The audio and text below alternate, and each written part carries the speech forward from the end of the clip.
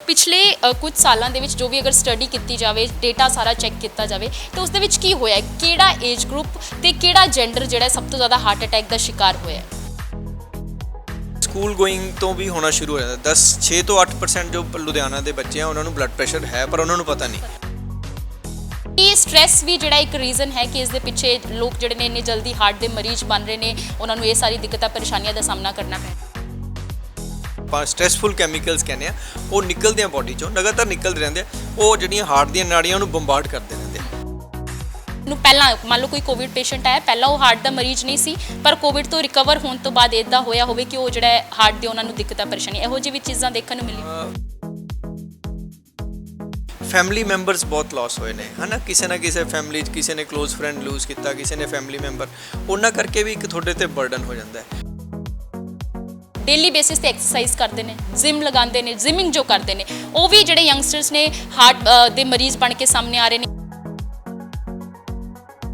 ਸਤਿ ਸ਼੍ਰੀ ਅਕਾਲ ਤੁਸੀਂ ਵੇਖ ਰਹੇ ਹੋ ਦ ਸਿਟੀ ਹੈਡਲਾਈਨਸ ਤੇ ਮੈਂ ਹਾਂ ਤੁਹਾਡੇ ਨਾਲ ਕਲਪਨਾ ਮੌਰਿਆ। ਹਾਰਟ ਅਟੈਕ ਅਸੀਂ ਕਾਫੀ ਲੰਬੇ ਸਮੇਂ ਤੋਂ ਸੁਣਦੇ ਆਏ ਹਾਂ। ਪਹਿਲਾਂ ਗੱਲ ਹੁੰਦੀ ਸੀ ਕਿ ਬਜ਼ੁਰਗਾਂ ਨੂੰ ਜਿਹੜਾ ਹੈ ਹਾਰਟ ਅਟੈਕ ਪ੍ਰਭਾਵਿਤ ਕਰਦਾ ਹੈ ਪਰ ਪਿਛਲੇ ਕਾਫੀ ਲੰਬੇ ਸਮੇਂ ਤੋਂ ਇਹ ਵੀ ਜਿਹੜਾ ਜੋ ਕੇਸ ਸਟੱਡੀ ਦੇਖਣ ਨੂੰ ਮਿਲ ਰਹੀਆਂ ਨੇ ਕਿ ਯੰਗਸਟਰਸ ਨੂੰ ਵੀ ਜਿਹੜਾ ਹੈ ਹਾਰਟ ਅਟੈਕ ਕਾਫੀ ਤੇਜ਼ੀ ਨਾਲ ਪ੍ਰਭਾਵਿਤ ਕਰ ਰਿਹਾ। ਯੰਗਸਟਰਸ ਵੀ ਜਿਹੜੇ ਨੇ ਹਾਰਟ ਅਟੈਕ ਦਾ ਸ਼ਿਕਾਰ ਹੋ ਰਹੇ ਨੇ। ਅੱਜ ਅਸੀਂ ਇਸੇ ਸਿਲਸਿਲੇ ਦੇ ਵਿੱਚ ਗੱਲਬਾਤ ਕਰਾਂਗੇ। ਸਾਡੇ ਨਾਲ ਮੌਜੂਦ ਨੇ ਡੀਐਮਸੀ ਦੇ ਦਿਲ ਦੇ ਰੋਗਾਂ ਦੇ ਮਾਹਰ ਡਾਕਟਰ ਵਿਸ਼ਵ ਮੋਹਨ ਤੇ ਉਹਨਾਂ ਦੇ ਨਾਲ ਗੱਲਬਾਤ ਕਰ ਲੈਂਦੇ ਆ। ਪਿਛਲੇ ਕੁਝ ਸਾਲਾਂ ਦੇ ਵਿੱਚ ਜੋ ਵੀ ਅਗਰ ਸਟੱਡੀ ਕੀਤੀ ਜਾਵੇ ਡੇਟਾ ਸਾਰਾ ਚੈੱਕ ਕੀਤਾ ਜਾਵੇ ਤਾਂ ਉਸ ਦੇ ਵਿੱਚ ਕੀ ਹੋਇਆ ਕਿਹੜਾ ਏਜ ਗਰੁੱਪ ਤੇ ਕਿਹੜਾ ਜੈਂਡਰ ਜਿਹੜਾ ਸਭ ਤੋਂ ਜ਼ਿਆਦਾ ਹਾਰਟ ਅਟੈਕ ਦਾ ਸ਼ਿਕਾਰ ਹੋਇਆ। ਜੇ ਆਪਾਂ ਪਹਿਲਾਂ ਤਾਂ ਕੰਟਰੀ ਵਾਸਤੇ ਸੋਚੀਏ ਜਾਂ ਪੰਜਾਬ ਬਾਰੇ ਵੀ ਦੇਖੀਏ ਤਾਂ ਅਸੀਂ ਕਾਫੀ ਸਟੱਡੀਜ਼ ਇੱਥੋਂ ਹੋਈਆਂ ਨੇ ਸਾਡੇ ਇੰਸਟੀਚਿਊਟ 'ਚੋਂ। ਉਹਦੇ ਵਿੱਚੋਂ ਇਹ ਹੈ ਕਿ ਜੋ 15% ਟੋਟਲ ਹੈ 40 ਈਅਰ ਤੋਂ ਜ਼ਿਆਦਾ ਹੁੰਦੇ ਜਿਸ ਟੋਟਲ 40 ਈਅਰ ਤੋਂ ਜ਼ਿਆਦਾ ਕਮ ਉਸमें 10-15% ਲੋग हैं जो हार्ट अटैक ਦੇ हैं। ਸੋ ਇਹਦਾ ਮਤਲਬ ਜਿਹੜੀ ਉਹਨਾਂ ਦੀ ਪ੍ਰਪੋਰਸ਼ਨ ਹੈ ਦਿਨ ਬ ਦਿਨ बढ़ती जा रही है। ਦੂਸਰਾ ਕਾਰਨ ਹੈ ਕਿ ਯੰਗ ਏਜ ਦੇ ਵਿੱਚ ਲੋਕਾਂ ਨੂੰ ਬਲੱਡ ਪ੍ਰੈਸ਼ਰ ਹੋਣਾ ਸ਼ੁਰੂ ਹੋਇਆ ਲਾਈਫ ਸਟਾਈਲ ਕਰਕੇ ਔਰ ਇਹ ਸਕੂਲ ਗੋਇੰਗ ਤੋਂ ਵੀ ਹੋਣਾ ਸ਼ੁਰੂ ਹੋ ਜਾਂਦਾ 6 ਤੋਂ 8% ਜੋ ਲੁਧਿਆਣਾ ਦੇ ਬੱਚੇ ਆ ਉਹਨਾਂ ਨੂੰ ਬਲੱਡ ਪ੍ਰੈਸ਼ਰ ਹੈ ਪਰ ਉਹਨਾਂ ਨੂੰ ਪਤਾ ਨਹੀਂ। ਸੋ ਉਹਨਾਂ ਨੂੰ ਆਪਣਾ ਚੈਕਿੰਗ ਕਰਾਉਣੀ ਚਾਹੀਦੀ ਹੈ ਜਿਨ੍ਹਾਂ ਦਾ weight ਜ਼ਿਆਦਾ ਹੈ ਜਿਨ੍ਹਾਂ ਦੀ ਫੈਮਿਲੀ ਹਿਸਟਰੀ ਹੈ ਜਿਹੜੇ ਐਕਟੀਵਿਟੀ ਨਹੀਂ ਕਰ ਰਹੇ ਜਾਂ ਜਿਹੜੇ ਫਾਸਟ ਫੂਡ ਖਾਂਦੇ ਆ ਇਹਨਾਂ ਬੱਚਿਆਂ ਨੂੰ ਲਾਜ਼ਮੀ 9ਵੀਂ 10ਵੀਂ ਵਾਲੇ ਬੱਚਿਆਂ ਨੂੰ ਆਪਣਾ ਬਲੱਡ ਪ੍ਰੈਸ਼ਰ ਚੈੱਕ ਕਰਾਉਣਾ ਚਾਹੀਦਾ ਹੈ ਕਿਉਂਕਿ ਜੇ ਆਪਾਂ ਅਰਲੀ ਸਟੇਜ ਦੇ ਵਿੱਚ ਬਲੱਡ ਪ੍ਰੈਸ਼ਰ ਨੂੰ ਪਕੜ ਲਈਏ ਸ਼ੂਗਰ ਕੰਟਰੋਲ ਰੱਖ ਲਈਏ weight ਵਧਣ ਨਾ ਦਈਏ ਔਰ ਸਮੋਕਿੰਗ ਜਿਹੜੀ ਹੈਗੀ ਹੈ ਇਸ ਤੋਂ ਅਵੋਇਡ ਕਰੀਏ ਤੇ ਖੂਨ ਜਿਹੜਾ ਗਾੜਾ ਜਿਨ੍ਹਾਂ ਦੇ ਹੋ ਜਾਂਦਾ ਬਹੁਤ ਘੱਟ ਹੁੰਦੇ ਚਾਂਸਿਸ ਪਰ ਉਹ ਵੀ ਇੱਕ ਇੰਪੋਰਟੈਂਟ ਕਾਰਨ ਹੈਗਾ ਜਿਹਨਾਂ ਨੂੰ ਕੰਟਰੋਲ ਕਰ ਲਈਏ ਤਾਂ ਜਿਹੜੇ ਦੇ ਇਨਸੀਡੈਂਸ ਹੈ ਉਹ ਕਾਫੀ ਘਟਾਏ ਜਾ ਸਕਦੇ। ਸਰ ਦੇਖਿਆ ਜਾਵੇ ਪਿਛਲੇ ਕਾਫੀ ਲੰਬੇ ਸਮੇਂ ਤੋਂ ਹਰ ਕਿਸੇ ਦੀ ਲਾਈਫ ਜਿਹੜੀ ਹੈ ਕਾਫੀ ਭੱਜ ਦੌੜ ਵਾਲੀ ਹੋ ਗਈ ਹੈ ਕੰਪੀਟੀਸ਼ਨ ਬਹੁਤ ਹੈ ਜ਼ਿੰਦਗੀ ਦੇ ਵਿੱਚ ਤੇ ਕੀ ਸਟ੍ਰੈਸ ਵੀ ਜਿਹੜਾ ਇੱਕ ਰੀਜ਼ਨ ਹੈ ਕਿ ਇਸ ਦੇ ਪਿੱਛੇ ਲੋਕ ਜਿਹੜੇ ਨੇ ਇੰਨੇ ਜਲਦੀ ਹਾਰਟ ਦੇ ਮਰੀਜ਼ ਬਣ ਰਹੇ ਨੇ ਉਹਨਾਂ ਨੂੰ ਇਹ ਸਾਰੀ ਦਿੱਕਤਾਂ ਪਰੇਸ਼ਾਨੀਆਂ ਦਾ ਸਾਹਮਣਾ करना पड़ रहा है। देखो जैसे मैंने पहले बताया कि जो हार्ट अटैक है उसके एक कारण नहीं होता कई होते हैं बट यू आर राइट कि अब पिछले 2-3 डेकेड से देखा कि जो स्ट्रेस है जो टाइप ए पर्सनैलिटीज़ हैं स्ट्रेसफुल पर्सनैलिटीज़ हैं कॉम्पिटिटिव हैं डिप्रैशन है लोनलीनेस हो गई है इकोनॉमी लॉस हो गया जॉब चली गई ये सारिया चीज़ां एग्रावेट करदियां कुछ कैमिकल्स होंदे आ जिहड़े आपां स्ट्रेसफुल कैमिकल्स कहने आ वो निकलदे आ बॉडी चों लगातार निकलदे रहिंदे आ वो जिहड़ियां हार्ट ਦੀਆਂ ਨਾੜੀਆਂ ਨੂੰ ਬੰਬਾਰਡ ਕਰਦੇ ਰਹਿੰਦੇ ਤੇ ਕਈ ਵਾਰ ਉਹ ਜਿਹੜਾ ਪਲਾਕ ਹੁੰਦਾ ਨਾ 10 ਤੋਂ 20% ਵਾਲਾ ਉਹਨੂੰ ਸਡਨਲੀ ਇੰਜਰ ਕਰਕੇ ਸਡਨ ਕਲੌਟ ਬਣਾਉਂਦੀ ਹੈ। तो ये भी एक बड़ा इंपॉर्टेंट कारण है कि जो हार्ट क्लॉट बना सकते हैं तो इन्होंने हार्ट अटैक हो सकता है। सर हले स्ट्रैस की गल हुई है जे असीं पिछले एक डेढ़ साल की गल करिए कोविड तो बाद तो हो सकता है कई लोग कोविड का शिकार हो जाते हैं उस तो इलावा चाहे गल करिए इकनॉमिकली भी जो लोगों के स्ट्रैस वधिया है तो उसके करके भी इदा होया है कि लोग जोड़े ने काफ़ी हार्ट पेशेंट जोड़े ने वधे ने या किसी को पहला मान लो कोई कोविड पेशेंट आया पहला वो हार्ट का मरीज नहीं सी पर कोविड तो रिकवर होने तो बाद इदा होया होवे कि वो जो हार्ट के उन्होंने दिक्कत परेशानी ਇਹੋ ਜਿਹੀ ਵੀ चीज़ां देखने को मिली। ये भी बहुत अच्छी ऑब्जर्वेशन है आपकी जो आपकी सोच है क्योंकि 2-3 चीज़ें हैं कोविड इटसेल्फ जो है कोविड की कॉम्प्लिकेशंस क्लॉट फॉर्मेशन की है ना तो एक तो कोविड इटसेल्फ प्रीडिस्पोज करता है कि हार्ट दे विच क्लॉट बनाना दूसरा ਜਿਹੜੇ ਬਾਕੀ ਚੀਜ਼ਾਂ ਹੋ ਗਈਆਂ ਨੇ ਕੋਵਿਡ ਕਰਕੇ ਲੋਕਾਂ ਦੀ ਜੌਬ ਚਲੀ ਗਈ ਹੈ ਨਾ ਲੋਕਾਂ ਦੀ ਜਿਹੜੀ ਅਰਨਿੰਗ ਹੈ ਉਹ ਥੋੜੀ ਕਮ ਹੋ ਗਈ ਫੈਮਿਲੀ ਮੈਂਬਰਸ ਬਹੁਤ ਲਾਸ ਹੋਏ ਨੇ ਹੈ ਨਾ ਕਿਸੇ ਫੈਮਿਲੀ 'ਚ ਕਿਸੇ ਨੇ ਕਲੋਜ਼ ਫਰੈਂਡ ਲੂਜ਼ ਕੀਤਾ ਕਿਸੇ ਨੇ ਫੈਮਿਲੀ ਮੈਂਬਰ ਉਹਨਾਂ ਕਰਕੇ ਵੀ ਇੱਕ ਤੁਹਾਡੇ ਤੇ ਬਰਡਨ ਹੋ ਜਾਂਦਾ ਹੈ ਔਰ ਉਹ ਜਦੋਂ ਉਹਦਾ ਸਟ੍ਰੈਸ ਦਾ ਰਿਸਪੌਂਸ ਹੈ ਉਹ ਬਲੱਡ ਪ੍ਰੈਸ਼ਰ भी ज़्यादा बढ़ जाता है और बाकी कॉम्प्लिकेशन एग्रावेट हो जाती है मल्टीप्लाई हो जाती हैं तो सारी चीज़ें इकट्ठी हो जाती हैं तो उसके हार्ट के इंसिडेंट्स बड़े हैं और हमारे पास यंगस्टर्स भी ऐसे हैं जिनको बाद में हमें पता लगता है कि हाँ भी इसको कोविड हुआ था और साथ में ये सारी चीज़ें एग्रावेट हुई और वो कॉम्प्लिकेशन के साथ आ रही हैं। ਤੇ ਸਰ ਇਸ ਦੇ ਨਾਲ ਹੀ ਹਮੇਸ਼ਾ ਇੱਕ ਇਹੋ ਜਿਹੀ ਇਸ ਚੀਜ਼ ਨੂੰ ਵੀ ਜਿਹੜਾ ਲੋਕ ਹਮੇਸ਼ਾ ਗੱਲ ਕਰਦੇ ਆ ਜ਼ਿੰਦਗੀ ਦੇ ਵਿੱਚ ਗੱਲ ਕਰਦੇ ਆ ਕਿ ਜੇ ਲਾਈਫ ਦੇ ਵਿੱਚ ਇੰਨੀ ਐਕਟੀਵਿਟੀ ਨਾ ਹੋਵੇ ਤਾਂ ਉਹ ਜਿਹੜਾ ਬਿਮਾਰੀਆਂ ਦਾ ਸ਼ਿਕਾਰ ਜਲਦੀ ਹੋ ਜਾਂਦਾ ਹੈ। ਪਰ ਜੇ ਅਸੀਂ ਗੱਲ ਕਰੀਏ ਹਾਰਟ ਅਟੈਕ ਦੀ ਜਾਂ ਹਾਰਟ ਪੇਸ਼ੈਂਟਸ ਦੀ,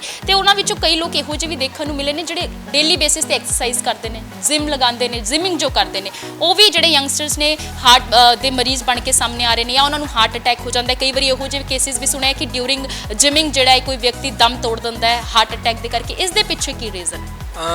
इसके दो पहलू हैं। एक पहलू ये है कि जैसे बार बार मैं ये कह रहा हूँ कि हार्ट अटैक का एक कारण नहीं होता। ਜ਼ਰੂਰੀ ਨਹੀਂ ਕਿ ਸਾਰੇ ਸਮੋਕਰਸ ਨੂੰ ਹਾਰਟ ਅਟੈਕ ਹੋਏਗਾ, ਪਰ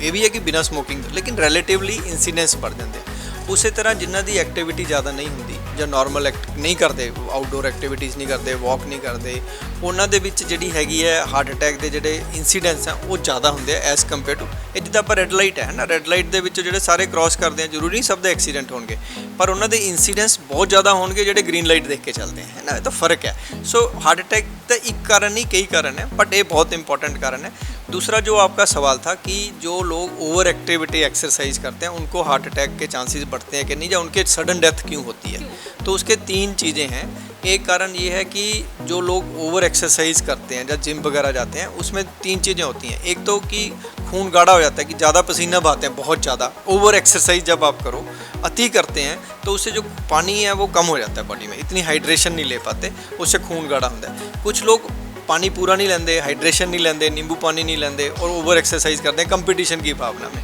और साथ में प्रोटीन प्रोडक्ट्स ले लेते हैं, एक्स्ट्रा ले लेते हैं। प्रोटीन प्रोडक्ट्स भी ले लेते हैं, ये भी रिलेटिवली डिहाइड्रेशन करता है, पानी घटाता है और खून और गाढ़ा हो जाता है। एक तो ये कारण है। और जब आप पूरी एक्सरसाइज तेज़ करते हो और आप पे एक्सरसाइज पे ओवर एक्सरसाइज पे कॉर्नरी आर्टरी पे जो ब्लॉकेज है उस पर प्रेशर पड़ता है और खून गाढ़ा हो जाता है, एग्रावेट करके क्लॉट बना सकता है। ये नहीं कि सबको बनाएगा लेकिन चांस बढ़ जाते हैं। दूसरा कारण होता है कि इसको एथलीट हार्ट सिंड्रोम बोलते हैं। आपने देखा होगा कि एथलेटिक्स हैं, फुटबॉलर था एक बहुत, अभी आपने यूरो चैंपियन में देखा था, उसको सडन क्लैप्स हो गया था, फिर उसको एक आईसीडी भी लगा ना। तो उसमें क्या होता है कि हार्ट के कुछ लोगों के मसल्स थिक होते हैं, उनको हाइपरट्रोफिड कार्डियोमायोपैथी कहते हैं, ਜਾਂ ਕੁਝ ਲੋਕਾਂ ਨੂੰ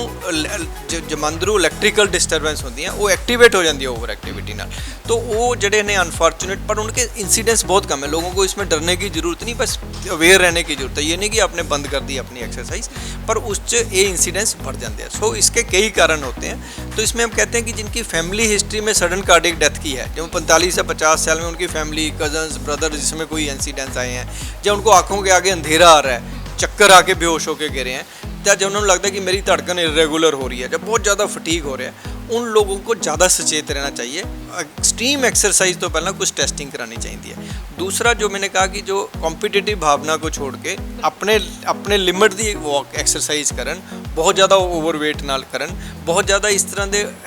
प्रोडक्ट्स ना लैन जिदा प्रोटीन प्रोडक्ट्स हैं अनयूजली अनकंट्रोल्ड बिना डॉक्टरी औस तो। कई बंदे देखो ट्रेनर कहते तुसी लै लो मसल बनाओ, ਉਹਦੇ ਚੱਕਰ 'ਚ ਆਪਾਂ को नुकसान हो सकता है। ਬਿਲਕੁਲ ਸਰ, ਹਲੇ ਜਿਹੜੀ ਹੈ ਪ੍ਰੋਟੀਨ ਪ੍ਰੋਡਕਟਸ ਦੀ ਗੱਲ ਹੋ ਰਹੀ ਸੀ ਕਿ ਇਹੋ ਜਿਹਾ ਵੀ ਹੁੰਦਾ ਹੈ ਕਿ ਮੰਨ ਲਓ ਜਿਹੜੇ ਜਿਮਿੰਗ ਕਰਦੇ ਨੇ ਉਹ ਬੜੇ ਹਾਈ ਰਿਚ ਪ੍ਰੋਟੀਨ ਫੂਡ ਵੀ ਆਪਣੀ ਜਿਹੜੀ ਹੈ ਡਾਈਟ ਦੇ ਵਿੱਚ ਐਡ ਕਰਦੇ ਨੇ, ਫਿਰ ਕੀ ਉਹ ਵੀ ਇੱਕ ਰੀਜ਼ਨ ਹੁੰਦਾ ਹੈ ਕਿ ਬਹੁਤ ਜ਼ਿਆਦਾ, ਵੈਸੇ ਵੀ ਅਸੀਂ ਗੱਲ ਕਰਦੇ ਗੁੱਡ ਕੋਲੇਸਟਰੋਲ, ਬੈਡ ਕੋਲੇਸਟਰੋਲ, ਤੇ ਕੀ ਇਹੋ ਜਿਹਾ ਵੀ ਹੁੰਦਾ ਹੈ ਕਿ ਬਹੁਤ ਜ਼ਿਆਦਾ ਹਾਈ ਰਿਚ ਪ੍ਰੋਟੀਨ ਡਾਈਟ ਲੈਣ ਕਰਕੇ ਵੀ ਜਿਹੜਾ ਹੈ ਉਹਨਾਂ ਨੂੰ ਇਸ ਸਾਰੀ ਦਿੱਕਤਾਂ ਦਾ ਸਾਹਮਣਾ ਕਰਨਾ ਪੈਂਦਾ ਹੈ? ये एक अलग मुद्दा है कि हाई रिच प्रोटीन्स जो बाज़ार में मिल रहे हैं क्या वो प्रॉब्लम्स कर सकते हैं? Yes they can. ये नहीं कि सारे, क्योंकि अगर FDA की भी वार्निंग है, USA की भी वार्निंग है, उनमें भी लिखा होता है कि ये वार्निंग है। क्योंकि जब आप कोई भी चीज़ अनकंट्रोल्ड लेते हो, जैसे मैंने बताया कि प्रोटीन्स नाल कई इलेक्ट्रिकल डिस्टर्बेंसेस भी होती है जो बहुत ज़्यादा, और कई बार ऐसे होते हैं कि जो प्रोटीन कई प्रोडक्ट्स ऐसे हैं जो प्रूव्ड भी नहीं होते, है ना, तो जगह जगह मिल रहे होते हैं। अगर उसको आप ज़रूरत से ज़्यादा लो और ब्लड प्रेशर अनकंट्रोल्ड हो, आपको किडनी की भी प्रॉब्लम है, तो वो नुकसान भी कर सकते हैं। दूसरा रिलेटिवली ये डिहाइड्रेशन करते हैं। तीसरा इनके डायरेक्ट इफेक्ट भी होते हैं जो हाइपरट्रोफिड करते हैं मसल्स के, लेकिन जब आपकी एक्सरसाइज छूट जाती है तो आपका बैलेंस ख़राब हो जाता है मेटाबॉलिज्म का, तो भी ये नुकसान करते हैं। और कुछ प्रोटीन प्रोडक्ट्स ऐसे भी हैं जो कई कंट्रीज़ में बैन भी हैं, तो उनको वो अलाउ ही नहीं करते कि आप लो, पर्टिकुलरली यंगस्टर ਨੂੰ ਜਾਂ ਛੋਟੇ ਬੱਚਿਆਂ ਨੂੰ। ਸਰ ਅਸੀਂ ਸਾਡੀ ਜਿੰਨੀ ਦੇਰ ਤੋਂ ਡਿਸਕਸ਼ਨ ਹੋ ਰਹੀ ਹੈ, ਮੈਂ ਕਾਫੀ ਵਾਰੀ ਜਿੱਦਾਂ ਸੁਣਿਆ ਕਿ ਬਲੱਡ ਗਾੜਾ ਹੋ ਜਾਂਦਾ ਹੈ, ਇਸ ਦੇ ਪਿੱਛੇ ਰੀਜ਼ਨ ਕੀ ਹੁੰਦਾ?